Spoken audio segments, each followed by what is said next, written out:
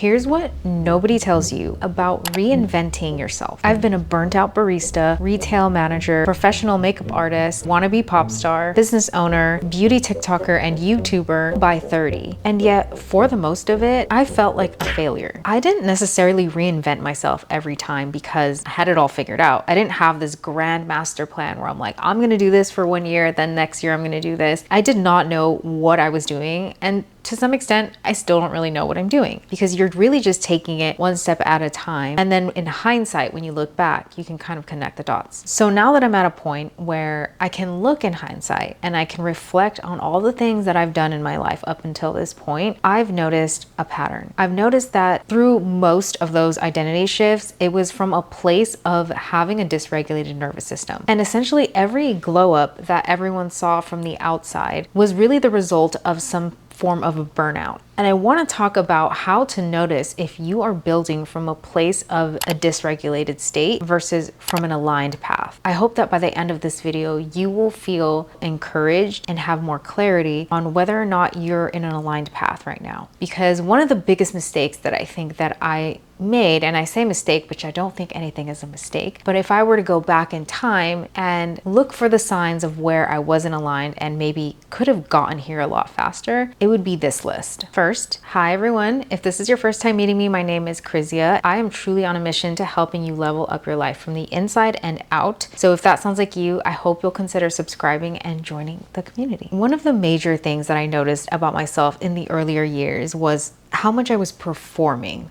And when I look back on it, it kind of makes sense why it started out that way for me. And just to give you a little context, I'm not going to get into a whole life story, but I never had a clear idea of what I wanted to be in the world. I guess when I look back at it, I started to borrow dreams that weren't really mine.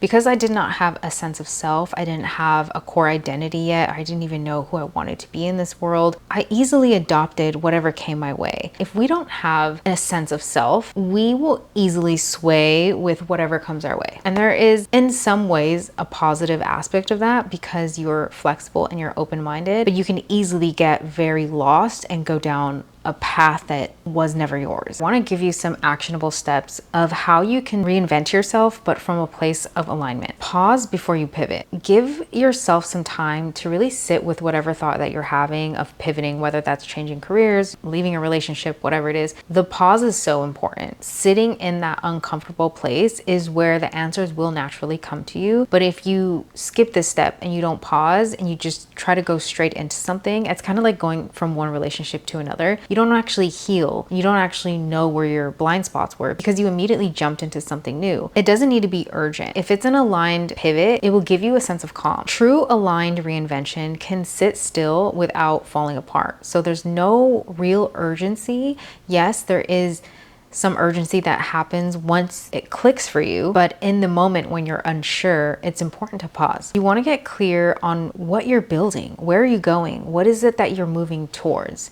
Not just what you're running away from. I think it's really easy for us to know what we're running away from because the pain is so uncomfortable. When you're in alignment, you are called to something.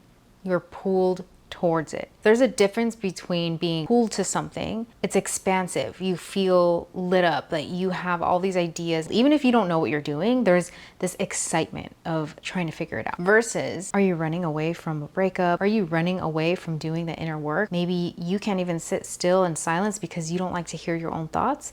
During this time of my life when I was chasing dreams that weren't really mine, I noticed that I couldn't sit in silence very long. I always needed to be surrounded by people, even if they weren't the right people. And that's a huge sign that you're operating from a place of being dysregulated. And busyness isn't always the only way to be productive. And there's a difference between being clear and intentional and doing things, but also giving yourself space to rest. Get clear on what you're moving towards. And this might look like naming the feeling, like I want to feel calm, I want to feel clarity.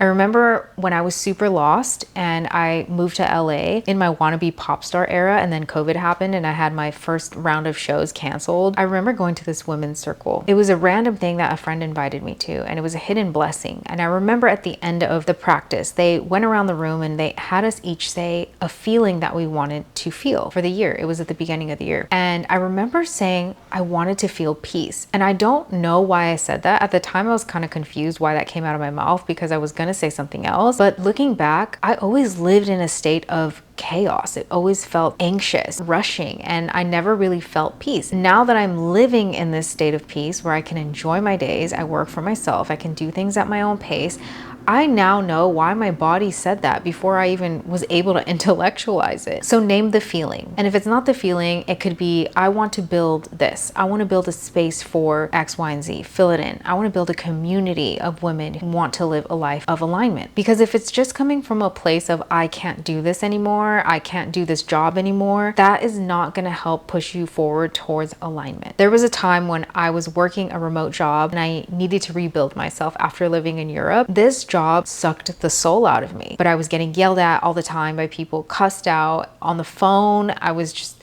feeling so horrible. Like I really had so many breakdowns. I cried on my lunch breaks and I felt like this doesn't make any sense. I know that I'm not meant to be doing this. How do I find my way out? And I was so focused on why I didn't want to be in this job anymore that it was not giving me clarity on anything. It wasn't until that I switched my mindset and I told myself, look, I'm very grateful for this job because it's paying my bills.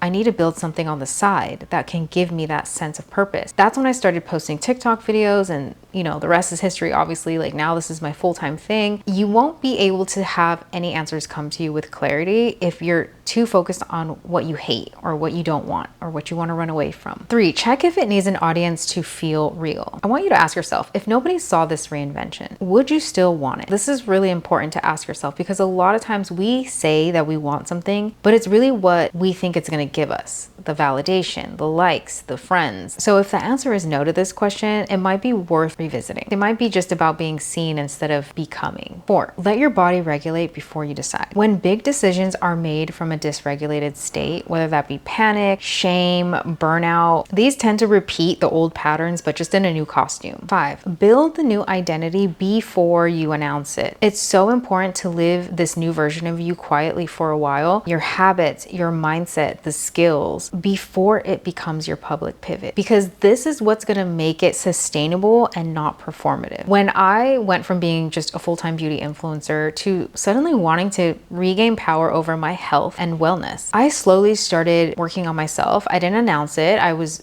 posting my Pilates classes here and there, but when I fully locked in, and I'm talking about up until now, like I've been locked in the gym, transforming my entire life, working on my diet. I even bought a food scale. Like nobody knows any of this stuff. I haven't posted any of it other than my workouts here and there because I needed to make sure that this was an aligned pivot for myself and not another performative one. Because if you can stick to the plan without having to announce it or overshare it, that means it's a very true and authentic alignment. 6, let go of proving the old you wrong. One thing's for sure is aligned reinvention is never about revenge. I know sometimes it can look that way on social media, but I promise you, by the time you get to the point of having those revengeful, funny quotes that you're posting in videos, you've already done so much inner work that was never the full momentum. That wasn't the motivation. Be about building because it's true for you now. It's your truth for you now. And it's not because you need anyone to admit that they were wrong about you. You don't need to prove anything to anyone but yourself. If it only works as a highlight moment, then it's not foundation. It's not solid. If it only works when I show up and post my Pilates class and not doing the work off camera, then it's not foundation. Closing thought, reinvention was never about becoming someone new. It's becoming regulated enough to truly be yourself. Every version of me was practice for this one, and every version of you was practice for the one that you're becoming.